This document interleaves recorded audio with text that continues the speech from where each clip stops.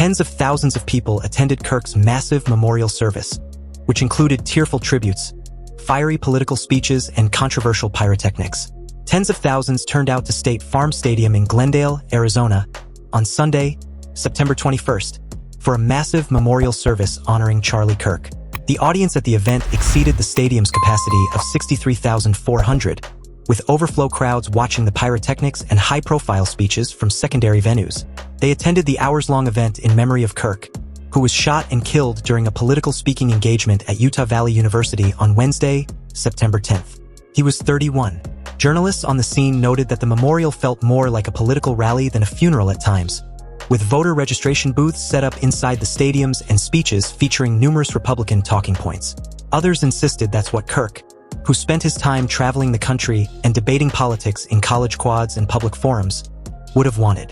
The only member of Kirk's family who spoke at the event was his wife, Erika, who was recently elected the new CEO and chairman of Turning Point USA, the conservative organization Kirk co-founded at age 18, which springboarded him to political success. Other speakers included President Donald Trump and members of his administration, including Vice President J.D. Vance, HHS Secretary Robert F. Kennedy Jr., White House advisor Stephen Miller, and a handful of others.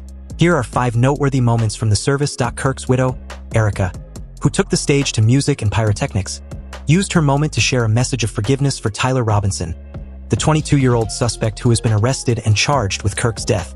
"My husband, Charlie, he wanted to save young men, just like the one who took his life," the 36-year-old former Miss Arizona USA said through tears.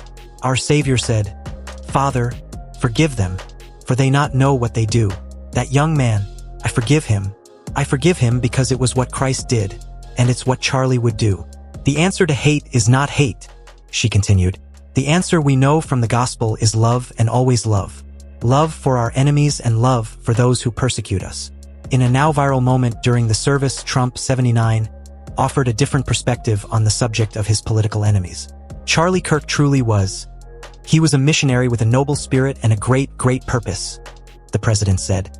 "He did not hate his opponents. He wanted the best for them. That's where I disagreed with Charlie," he continued. "I hate my opponent and I don't want the best for them. I'm sorry. I am sorry, Erika. But now Erika can talk to me and the whole group, and maybe they can convince me that's not right, but I cannot stand my opponent." Seeming to recognize the controversial nature of his statement, Trump added, "Charlie's angry. Looking down, he's angry at me now." Miller, who currently serves as the White House Deputy Chief of Staff for Policy, as well as the U.S. Homeland Security Advisor, positioned Kirk's death as a rallying cry against unspecified forces of wickedness and evil, and referred to the stadium crowd as the Storm. The phrase prompted critics to draw parallels to a 1932 speech given by Nazi propagandist Joseph Goebbels titled, "The storm is coming. The others may lie, slander, and pour their scorn on us. Their political days are numbered," Goebbels said. In his own remarks, Miller said, "The day that Charlie died, the angels wept, but those tears had been turned into fire in our hearts, and that fire burns with a righteous fury that our enemies cannot comprehend or understand." Miller also suggested that political opponents are trying to destroy Americans' way of living, saying, "Our lineage and our legacy hails back to Athens, to Rome, to Philadelphia, to Monticello. Our ancestors built the cities. They produced the art and architecture. They built the industry. We built the world that we inhabit now, generation by generation, and we will defend this world." To his enemies, Miller threatened, "You have nothing. You are nothing. You are wickedness. You are jealousy. You are envy. You are hatred. You are nothing. You can build nothing. You can produce nothing. You can create nothing. We are the ones who build. We are the ones who create. We are the ones who lift up humanity." Widely known for harboring controversial beliefs, Kennedy raised some eyebrows during his praise of Kirk, which referenced the reptilian core of humanity. Charlie thought the conversation was the only way to heal our country, the Health and Human Services Secretary said. And this was important, particularly important during a technological age, when we're all hooked into social algorithms that are hacked into the reptilian cores of our brains and amplify our impulses for tribalism and for division. Another of RFK Jr.'s controversial positions was referenced during Trump's remarks, when the president teased that his administration is planning to present an answer for autism on Monday, September 22nd, claiming it will be one of the biggest announcements, medically, in the history of our country. "I think we found an answer to autism," he told the memorial service crowd.